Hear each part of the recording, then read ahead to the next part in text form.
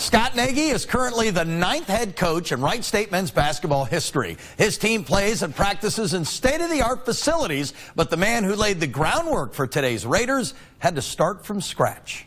The story of how this whole program got rolling almost 50 years ago, way before some of today's fans are even born, is truly a noble one. They announced that they were forming a basketball team. Interesting couple days of tryouts. I think maybe we had 5 basketballs for maybe 50 guys, and it was kind of chaotic.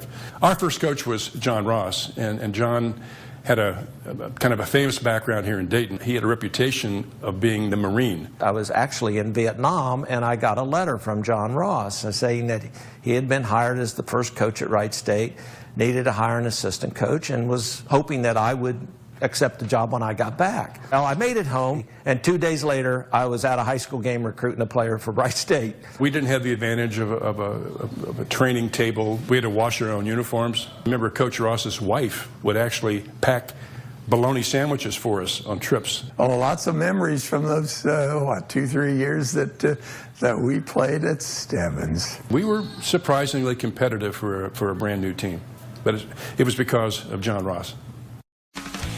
John Ross led the first team in Wright State history back in 1970. The Raiders won the Division II National Championship in 1983. They then moved up to Division I in 1987, playing in 2 NCAA tournaments since then, back in 1993 and in 2007. The current Raiders will play at Toledo on Saturday afternoon.